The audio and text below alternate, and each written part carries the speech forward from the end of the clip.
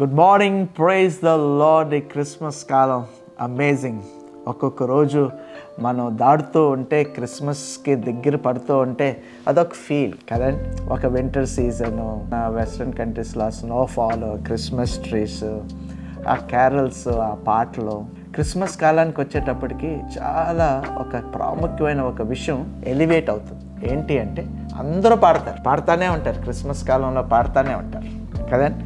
So ఈ Christmas కాలంలో millions of songs, Christmas songs ఎన్ని ఉన్నాయని ఒకసారి లెక్కేస్తే స్టార్టింగ్ నుంచి ఇప్పటి వరకు, ఆ రోజుల్లో హిమ్స్ నుంచి ఈ రోజుల్లో ప్రొడ్యూస్ చేసే సాంగ్స్ అన్ని, పాటలన్నీ చూస్తే మిలియన్స్ ఆఫ్ సాంగ్స్, లక్షలాది పాటలు.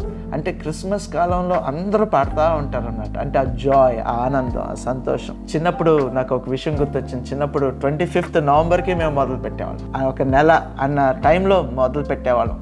మేము స్పెషల్గా చాలా ప్రత్యేకంగా English old songs sung by gym Reeves గారు పాడే ఆ పాటలన్నీ మోగుతానే ఉండే, మేము వింటానే ఉండేవాళ్ళం, సెలబ్రేట్ చేసుకుంటూ ఉండేవాళ్ళం. All right. కొన్ని ఇప్పుడు ప్రతి మినిస్ట్రీ వాళ్ళు క్రిస్మస్ కాలం రాగానే ఒకటో రెండో క్రిస్మస్ సాంగ్స్ ప్రొడ్యూస్ చేస్తూ ఉంటారు. కొన్ని వైరల్ అయిపోతూ ఉంటాయి, కొన్ని వాళ్ళ సంఘాల్లోనే పాడుతూ ఉంటారు. ఎందుకంటే ఒక Christmas feel, I call it as a Christmas feel. ఈ క్రిస్మస్ ఫీల్లో మన అందరం ఉన్నాం. From America to Europe, from Africa to Asia to Australia, everywhere the whole world is singing. లోకమంతా పాడుతూనే ఉన్నాం. కానీ ఎప్పుడైతే ఈ సాంగ్స్ గురించి నేను ఆలోచించానో నాకు అనిపించింది, అసలుకి ఒరిజినల్గా ఫస్ట్ క్రిస్మస్ టైంలోనే ఒక 4 పాటలు ఉన్నాయి. 4 పాడారు ఆ పాటలు. చాలామందికి తెలియదు ఆ పాటలు, 4 పాటలు. అది లూక్ గారే రికార్డ్ చేశారు. So I will give you those references. ఆ రెఫరెన్సెస్ ఇస్తాను. వాటికి కొన్ని టైటిల్స్ కూడా ఉన్నాయి. సో 4 original Christmas songs. I want to mention them. Number 1, Mary's song. Maria పాడిన పాటని ఇంగ్లీష్లో ఏమంటారు అంటే Magnificat. It is called Magnificat. What is Magnificat అంటే తను మరియా పాడిన పాట. దాన్ని మనం లూకా సువార్త 1వ అధ్యాయం 48వ వచనం నుంచి 55వ వచనం వరకు మనకి ఆ పాట కనిపిస్తుంది. Luke 1:48-55. That's called Magnificat, Mary's song. రెండో పాట జకరియా పాడిన పాట, Zechariah song, which is called బెనిడిక్టస్.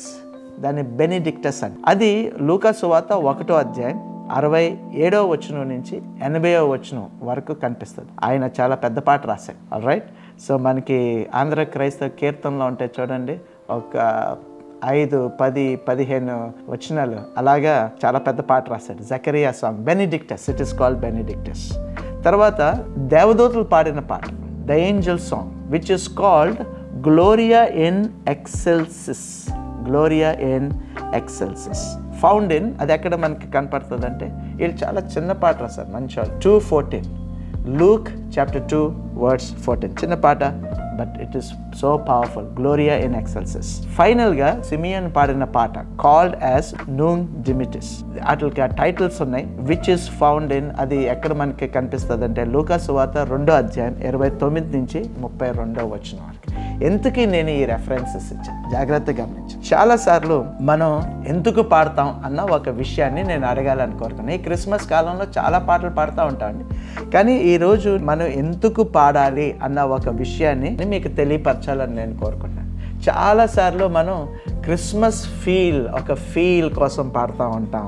లేకపోతే క్రిస్మస్ డ్రామాలు వేయటానికి, స్టేజ్ మీద డ్రామాలు వేయటానికి, లేకపోతే సాంగ్స్ ప్రొడ్యూస్ చేసి యూట్యూబ్లో వేసి వ్యూస్ కోసమేమో, నాకు తెలీదు. రకరకాలైన విషయాలు ఉంటాయి. కానీ ఒక చిన్న విషయాన్ని నేను మీకు తెలియపరచాలని కోరుకుంటున్నాను. ఈ 4 పాటలకి రెఫరెన్సెస్ ఇచ్చాను చూడండి. అవి మీరు ఈరోజు చదవాలని, చదివిన తర్వాత ఆ పాటల్లో ప్రత్యక్షతలు ఉన్నాయండి. There are revelations in those songs. So why do we sing? We may sing for carols, we may sing for joy, we may sing for our Christmas dramas. కానీ we should sing Christmas songs with revelations.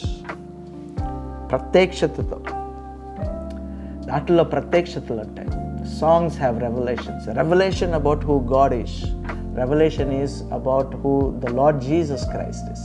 Revelation is about what happened in heavens. And what was the purpose, అసలుకి భూలోకానికి ఉన్న ఉద్దేశం ఏంటి, ఆ revolutions మనకి ఆ పాటల్లో కనిపిస్తాయి. So let's Singh Christmas songs. పాటలు పాడదాం, ఈ క్రిస్మస్ కాలంలో పాటలు పాడదాం, కానీ ధ్యానిస్తూ, మెడిటేట్ చేస్తూ, రెవల్యూషన్స్తో లెట్స్ సింగ్. అప్పుడు ఏమవుతుందంటే అప్పుడు అది నిజమైన ఆరాధనతో కూడుకున్న క్రిస్మస్ పాటలు అవుతాయి. ఆరాధనతో కూడుకున్న నిజమైన క్రిస్మస్ పాటలు అవుతాయి. అందుకే క్రిస్మస్ అంటారు. క్రైస్ట్ మాస్ అంటే worship. So that's how we have to worship our Christ. So ఈ కాలంలో ఈ పాటలు పాడదాం, క్యారల్స్ పాడదాం, అన్నీ చేద్దాం, సంబరాలు చేసుకుందాం, సెలబ్రేట్ చేసుకుందాం. But we should do it in the context of knowing who the lord is. ఆ రెవల్యూషన్స్, ఆ ప్రత్యక్షతలతో మనం పాడితే తప్పకుండా ఈ క్రిస్మస్ నీకు నిజంగా క్రిస్మస్ అవుతుంది.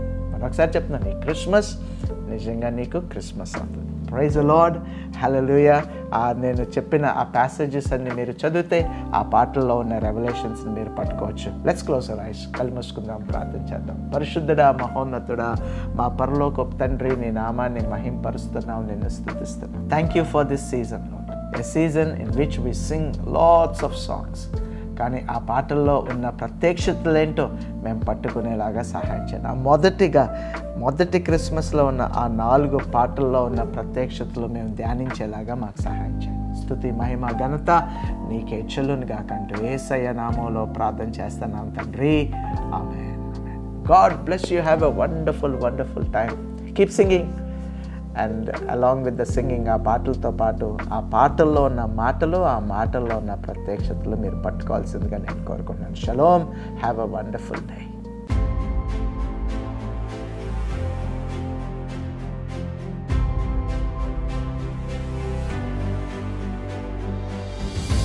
క్రిస్మస్కి నేను చెప్పాల్సిన విషయం ఏంటి అంటే, నీలో ఆ స్త్రీ విత్తనం క్రీస్తు ఉన్నాడు కాబట్టి, ఆయనలో ప్రవహించే రక్తం నీలో ప్రవహిస్తుంది కాబట్టి డైరెక్ట్గా నువ్వు ఆ గవిని స్వాధీనపరచుకుంటావు.